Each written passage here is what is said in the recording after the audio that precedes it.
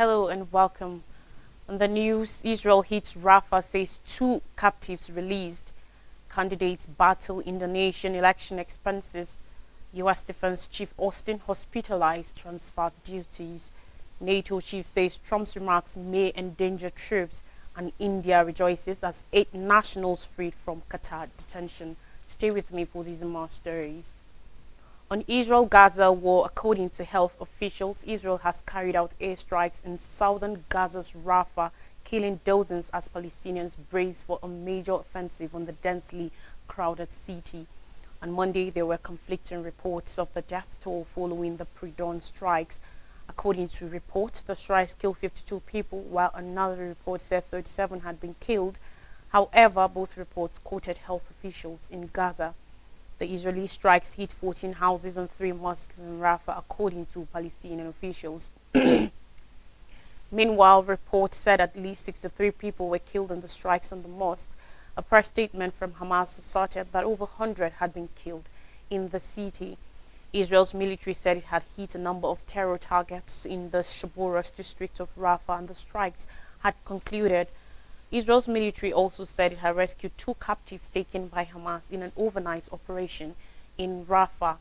Military officials said the captives, named as Fernando Simon Marman and Louis Har, were in good condition. Hamas has cautioned that an Israeli ground assault in Rafah will blow up negotiations to release the group's remaining captives in Gaza. The strikes in Rafah come as Israel is getting ready to launch a major offensive that aid agencies fear will result in significant civilian casualties in the last relatively safe area of Gaza. Closely 1.4 million Palestinians, or over half the population of Gaza, have packed into Rafah to escape Israeli bombardment, which has reduced much of the rest of the enclave to ruins. Hamas had condemned Israel for the attack, saying the risks present an expansion of the scope of the massacres it is committing against our people. The Nazi occupation army's attack on the city of Rafah tonight, which has claimed the lives of more than 100 martyrs so far, is considered a continuation of a genocidal war and the attempt at forced displacement it is waging against our Palestinian people, the group said in a press release. On Sunday, United States President Joe Biden warned Israeli Prime Minister Benjamin Netanyahu not to launch an offensive on Rafah without a credible and executable plan to ensure the safety of people sheltering in the city. Netanyahu has promised safe passage for Palestinians in Rafah, but the lack of clarity about evacuation plans has prompted fears that they may be pushed into Egypt's Sinai Peninsula, stoking tensions with Cairo. Netanyahu on Sunday said, according to reports, that there's plenty of room north of Rafah, and that is where we're going to direct them, without specifying which part of Gaza will be safe to evacuate to. On elections, 47-year-old Elfin Dewis Ndanto has been trying to sell his kidney for the last few months. One of thousands of candidates running in Indonesia's regional legislative council elections on February 14th, he had hoped to raise $20,000 to help fund his political campaign. During the last 2 elections in 2014 and 2019, Burhanuddin conducted nationwide surveys on vote buying in connection to the campaign for the national legislature. In the 2019 election, the number of voters affected in that way will have been equivalent to 63.3 million out of the total 192 million voters. For the legislative candidate, the rate is around 20,000 to 50,000 rupiah, up to $4 per vote, he said. As a result, some candidates, particularly in densely populated islands like Java, might have to prepare as much as 10 billion rupiah, or about $683,000 just to buy votes. The price is even higher in oil and gas-rich regions. One vote in those places can cost $150, according to Burhanuddin. The figures place Indonesia third in the world in terms of money politics after Uganda and Benin Republic, which is double the average of money politics globally. It is like a new normal, Burhanuddin said in his report. Burhan believes part of the reason for continued vote buying is the change of proportional representation system from closed to open list. Under the closed list system, which was in place before 2008, the party determined who would get the seats it had won, with open list candidates win seats according to the number of votes they got. Before the system was applied, there was only limited money in political practice, but after it applies, every candidate competes to win the personal vote, even between them in the same party, he said. Now, Lloyd Austin, United States Defense Secretary, has been hospitalized for the second time in a month, the Pentagon has announced after an earlier hospital stay that attracted criticism for deficient transparency. Last year, Austin underwent treatment for prostate cancer, was transported to Walter Reed National Military Medical Center over symptoms suggesting an emergent bladder issue, the Pentagon said in a statement on Sunday. Austin, 70, transferred the functions and duties of the office to Deputy Defense Secretary Kathleen Hicks. The statement said his hospitalization comes after he faced criticism from lawmakers on both sides of the aisle for failing to reveal his cancer diagnosis and subsequent hospital admissions to President Joe Biden, Congress, or his deputy for weeks.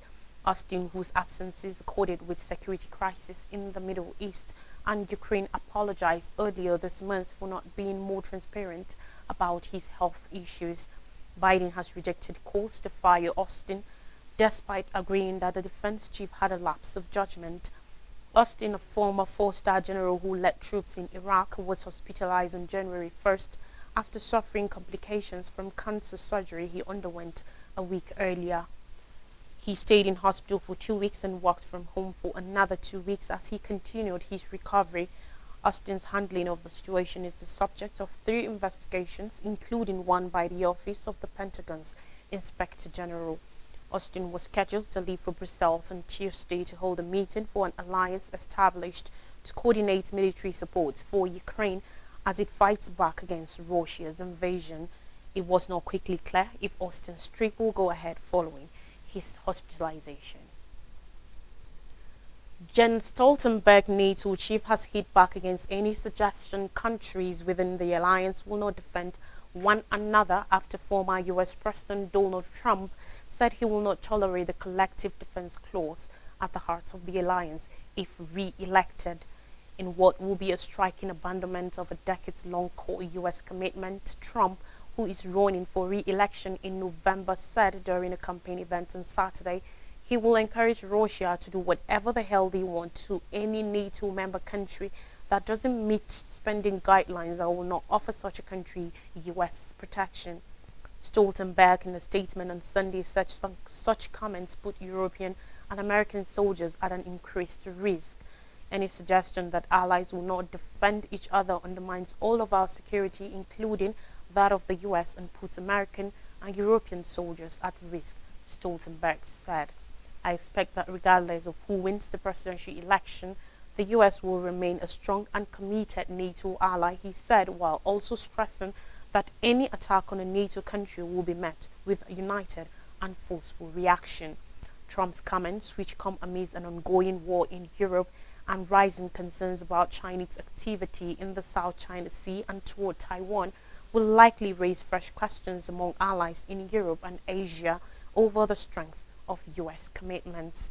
During his time in office, Trump repeatedly criticized against spending disparities within NATO and accused some countries of not meeting their obligations.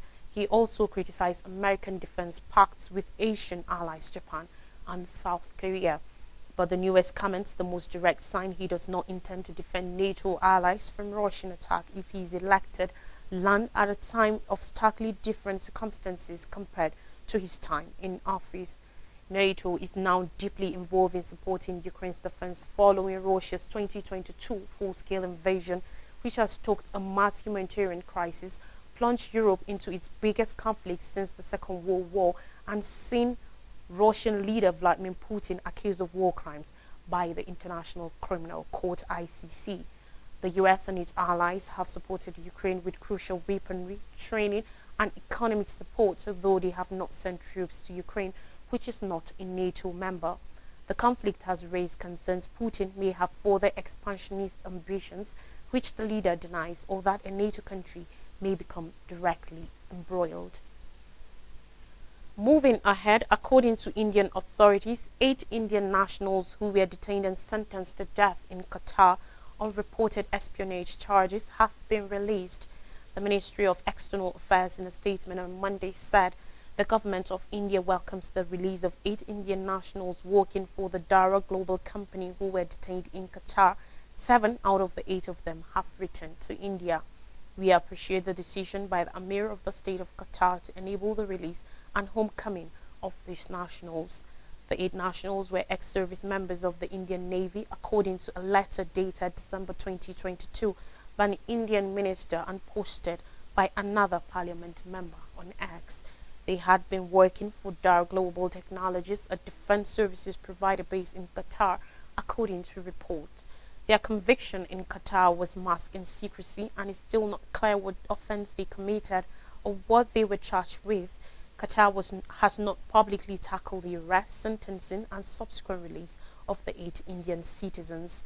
The Indian ministry has not shared details about the charges either, citing the confidential and sensitive nature of proceedings of this very case. Last October, the ministry announced that it had received information about a Qatar court passing the death penalty for the 8 nationals, saying it was in touch with all the men's families and were taking up the verdict with Qatari authorities. In December, the ministry said the sentences had been reduced with a detailed judgment to come. It did not elaborate on what the reduced sentences will be.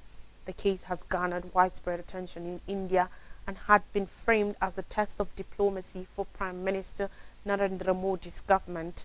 Jairam Ramesh, a General Secretary of India's major opposition party, demanded last year that the government explain to the families and the people of India why it had not yet secured the men's release over 7 months after their detention. He also highlighted the strong trade relationship between the two countries, saying the Indian diaspora made up a quarter of Qatar's population.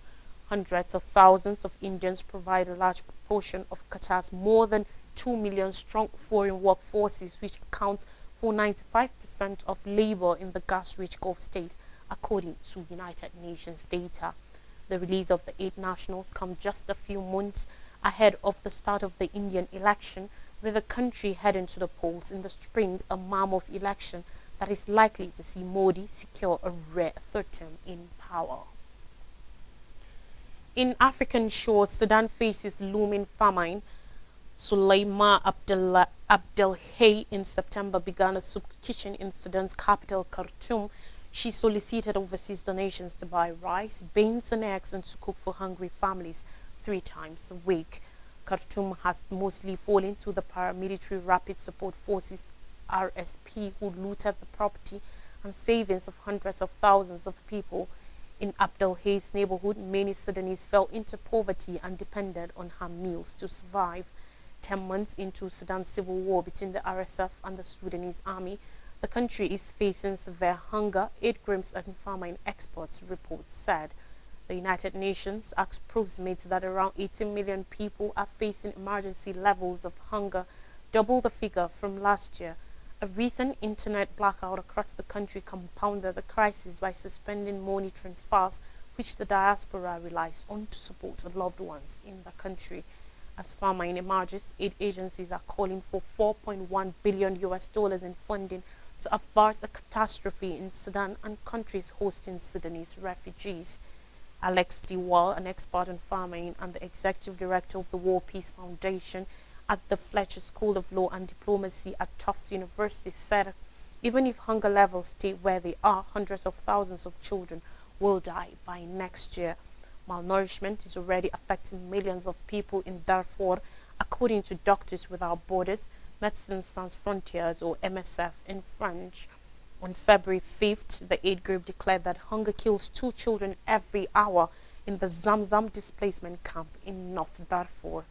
Zamzam was created during Darfur's first major civil war in 2003, where government-backed militias from nomadic Arab tribes fought against mostly non-Arab sedentary groups. Before the current war, the camps was home to about 400,000 people. Now, on a sad note, Kiptum Marathon record holder dies in car crash. On Sunday, Kelvin Kiptum Marathon world record holder and his coach died in a car crash in Kenya late. A fellow athlete who went to the hospital and saw his body said He was 24 and on course to be a superstar of long-distance running.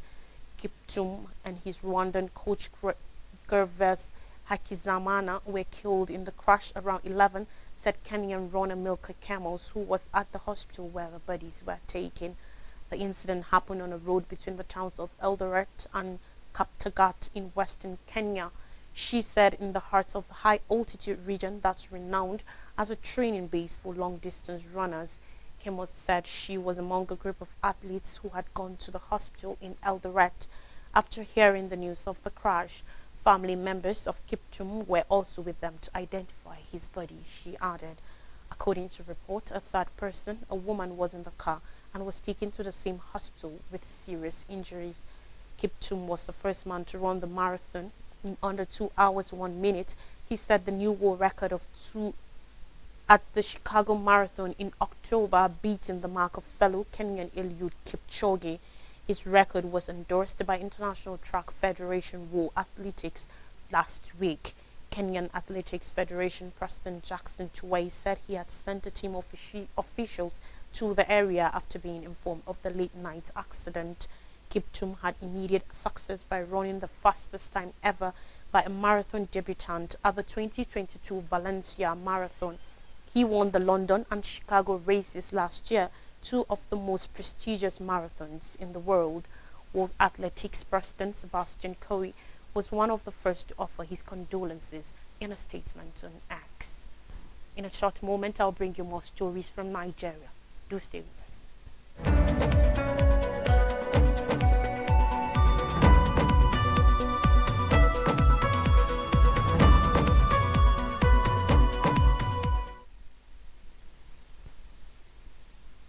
Welcome back. Now, stories from Nigeria on economy matters. Increasing prices loom as businesses depend on loans. Nigerians will soon experience another upsurge of hike in the prices of goods by major manufacturers, as most of them now rely more on loans to fund their operations, resulting in higher interest payments and augmented cost of production. Financial investigations show that due to scarcity of foreign exchange, general cash flow challenges, and other economic headwinds during the period, key manufacturing firms sustained their businesses with bank loans amounting 1.833 trillion naira in the 9 months of the year 2023. The amount shows addition in borrowing of approximately 52.6% higher than 1.2 trillion naira in the 9 months of year 2023.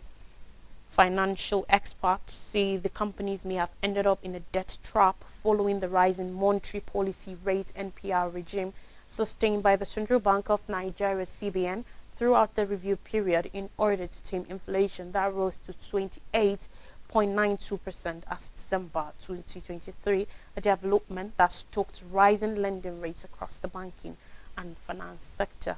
According to financial experts, this development shows that the companies that borrowed enormous in the 9M23 are now caught in extreme debt situation as cost of operating capital is now increasing, a situation that will affect their profit negatively and also restrict their ability to pay higher dividend. Financial information from 17 lending manufacturing companies listed on the Nigerian Exchange Limited NGX showed that the finance cost, interest and borrowing rose by a significant 332.3% to 589.623 billion naira in 2023 from 136.379 billion naira in 2022. The companies include Nigerian breweries, Dangote Cement, Lafarge Africa, Guinness Nigeria, GSK, Better Glass, Unilever Nigeria, Dangote Sugar, Okomo Oil. Others are Nestle Nigeria, Bua Cement, Noto Chemicals, Nascon Allied Industries, Cadbury Nigeria, Bua Foods, Vitafoam Nigeria, and international breweries. Analysts and investment experts have decried the high cost of borrowing from the banks, saying that the capital market remains the best financing option for manufacturers to run on long-term funds. And finally on the news, again on a sad note, Nigerians mourn Wike as Access scout for replacement. Prominent Nigerians, including President Bola Tinubu and some state governors, have joined other famous citizens to grieve the group chief executive officer of Access Holdings PLC, Mr. Herbert Wigwe, who died on Friday in a chopper crash in the United States. The deceased was described as a brilliant banker under whose leadership the bank grew in leaps and bounds. Wigwe, his wife Doreen, son Chizi, and a former group chairman of Nigerian Exchange Group, Abimbola Ogunbanjo, lost their lives in the helicopter crash, which happened near a border town between California and Nevada. Earlier on Saturday, former Vice President Atiku Abubakar, Governor Godwin Obaseki of Edo State, and Director General of the World Trade Organization, Ngozi Okonjo-Iweala, on Saturday had expressed shock over the death of the top banker and co-travelers. On Sunday, the president, some state governors, friends and associates described the deceased as an exceptional banker. Access Bank was ranked 65th when Wigwe and his co-founder bought it, but the bank was reportedly one of the top 4 by the time he died. Under his leadership, Access Bank experienced rapid growth, including the landmark transformation of the lender into a group or holding company. The late Access Holding Group chief executive officer was about 36 years old when he co-founded Access Bank. The Central Bank of Nigeria power brokers reportedly said they were young and almost frustrated with the deal. Under Wigwe, Access Bank, which had years earlier acquired Intercontinental Bank, also bought Diamond Bank. On Sunday, Tinubu described the death of the prominent Nigerians as a monumental loss. Another look at the top stories. Israel hits Rafah, says 2 captives released. Candidates battle Indonesian election expenses. U.S. Defense Chief Austin hospitalized, transfers duties. NATO chief says Trump's remarks may endanger troops. And India rejoices as 8 nationals free from Qatar detentions. And that's all on the news. Thanks for watching. I am Lois Drake.